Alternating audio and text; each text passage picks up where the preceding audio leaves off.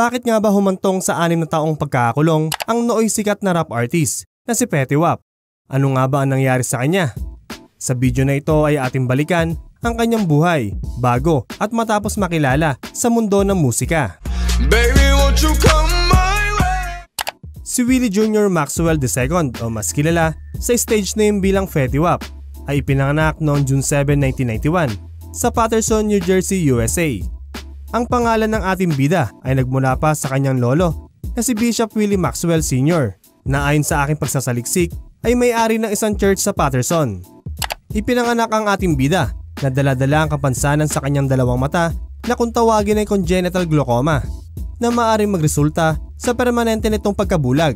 Ayon nga sa kanyang ina, 6 na buwan pa lamang si Fetty Wap nang tuluyang nawala ang kanyang kaliwang mata at sa edad 12 ay sinubukan muli ng mga doktor na isalba ito sa pamamagitan ng reconstruction surgery. Ngunit nabigo sila rito, kaya ang naging solusyon na lamang ay lagyan siya ng ocular prosthesis upang kahit papano ay magawa ng paraan ng kanyang kaliwang mata.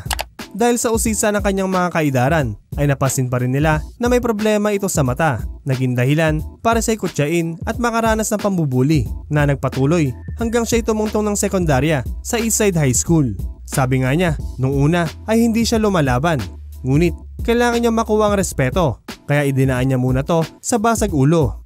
Dahil doon, madalas siyang mapaaway, lalo na kung nasali sa usapan ang kanyang mata. 2 taon lamang nag-aral sa Eastside High School ang ating bida bago mag-drop out. Kasabay na rin nun ang pagtanggap sa sarili niya at pagpapalaya sa kanyang mata. Dahil doon, tuluyan na nga niyang tinigil ang pagsusuot ng prosthesis. 2 bagay ang pinagpatuloy nun ng ating bida matapos suminto sa pag-aaral. Ito nga ay ang maglako ng kontrabando sa streets at ang pagiging musikero. Dahil nga doon ay mariing tinutulan ito ng kanyang ina. Ngunit hindi siya nakinig. Hindi na rin lumayo pa ang ating bida at sa mismong kalye ng Paterson, New Jersey siya nagsimulang mag-hustle at magtatak ng pangalan. 2007 nun at si Fetty Wap naman ay kasalukuyang nasa 16 na taong gulang nang una niya mapakinggan ang kanta ni Gucci Mane sa album na Chicken Talk na nirelease noong 2006. Unti-unti nang tinatangkilik ng mga tao ang trap music at ayon nga sa history ng trap ay talagang pasok ito sa katangian at kung paano humasel ang ating bida. Sa puntong ito ay tila nasagip na musika ni Gucci Mane itong ating bida. Aminado rin siyang idolo at mataas ang pagtingin niya rito. Hindi lang yan, soundtrip pa nila si Gucci Mane sa tambayan habang buong-buo ng mga pangarap. Ang stage name na Fetty Wap ay galing sa 2 salita. Ito ang Fetty na para sa kanya ay pera at Wap na hinango niya naman sa idolo niyang si Gucci Mane na may alias na Guwap bilang pagkilala at respeto niya rito. Ang isa sa matagal at masasabing since day 1 na nakakasama ni Fetty Wap ay walang iba kundi si Monty. Ayon sa kanya, halos 10 taon na silang dalawang magkakilala at sabi pa niya na hindi pa gumagawa noon si Fetty ng sarili niyang kanta at siya raw ang nagpakilala sa paggawa nito taong 2010. Siya rin daw ang nagsasama sa ating bida sa studio na pinagre-recordan niya at doon nga ipinakilala niya si Fetty Wap kay Nit the Great, owner ng RGF Productions, na ayon nga sa kanya, si Nit ang may utak ng lahat. Walang malinaw na impormasyon kung kailan talaga nabuo ang grupo na kinabibilangan ng ating bida.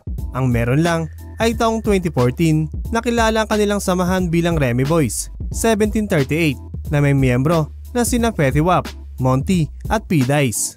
Ito ay hango sa alak na Remy Martin 1738 na kanilang paboritong inumin.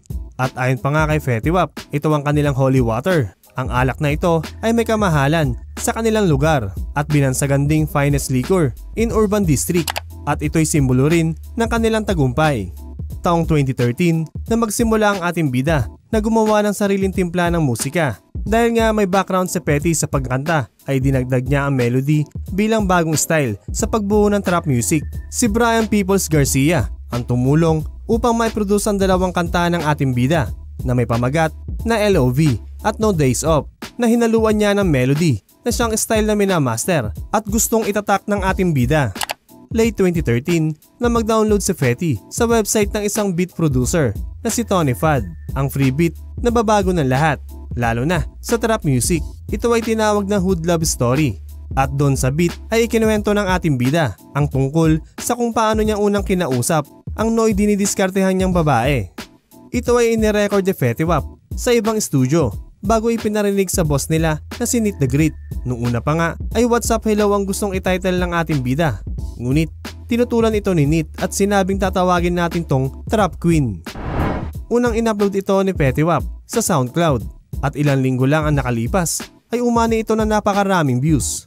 Habang lumalaki ang views nito sa SoundCloud ay napag-usapan nila Brian Garcia, producer ng RGF, noong March 2014 din na muli itong ire-record dahil hindi nila nagustuhan ang unang pag-produce nito.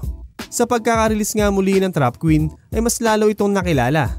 Nagsimula na rin kumalat sa IG at Twitter ang kantang ito hanggang nakaabot ito sa isang sikat na DJ sa New York City noong July 2014.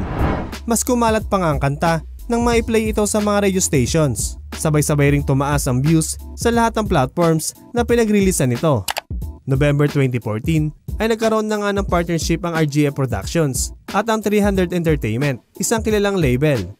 Dito nga ay napag-usapan ng huling pag-i-edit ng kantang Trap Queen para sa full-fledged commercial release na isinagawa noong December 15, 2014. Matapos nga nito ay hindi na napigilan ang nasabing kanta at kumalap pa ng mas maraming views. Mas ginulat pa niya yung mga nag-aakala na one-hit wonder lang siya. Noong June 2015 ay inilabas niya ang 679 featuring Monty. Ito nga ay mabisang tinangkilik ng mga tao at pasok agad sa top 20. Sinabayan pa ng My Way kasama si Drake na pasok din sa top 20. Grabing kasikatan ang natamo ng ating bida at ng kanyang grupo mula 2014 hanggang 2015. Dahil nga dyan ay masasabing lahat sila ay nakinabang sa tagumpay na ito. Mula 2016 hanggang 2019 ay naging abala ang ating bida sa pakikipag-collab sa ibang mga artist hanggang gumawa muli ito ng studio album makalipas ang mahabang panahon. At ito nga ay ang The Butterfly Effect na ayon sa kanya ay para ito sa anak niyang babae na pumanaw sa edad lamang na 4. Isang linggo nga lang ang nakalipas nung ilabas niya ang kanyang album ay inakusahan si Fetty Wap tungkol sa pagkakalat ng ipinagbabawal na gamot at siya nga ay nakulong. August, nung siya'y pinayagang makapagpiyansa kaya pansamantalang nakalaya. Ngunit muli itong nakulong nang lumabag siya sa kasunduan nung siya'y magbanta at magpakita ng baril sa kanyang FaceTime account. Kung kaya binaliwala ng korte ang $500,000 na piyansa niya. August din ng taong 2021 nang siya ay mag-plead na guilty sa kasong pagtutulak ng ipinagbabawal na gamot mula Long Island at New Jersey. Ayon nga sa file na inilabas ng korte ay magmula pa pala June 2019 hanggang June 2020 ay nakapagpakalat sila ng napakaraming ipinagbabawal na gamot sa nasabing lugar. Bukod pa ron ay sinasabing ginamit niya ang kasikatan at impluwensya upang maging epektibo ang mga ilegal niyang gawain. May 24, 2023 ay nasentensyahan siya ng 6 na taong pagkakakulong at may 5 taon na post-release supervision. Ayon kay Fetty Wap ay nasaktan niya ng lubos ang komunidad na tumitingala sa kanya, maging ang kanyang pamilya at kanyang sarili. Dahil doon ay humihingi raw siya ng tawad. At sa ilang buwan ngang pananatili sa kulungan ay natuto siya sa kanyang pagkakamali. Ngunit mahaba-habang panahon pa ang gugugulin niya para pagdusahan ito.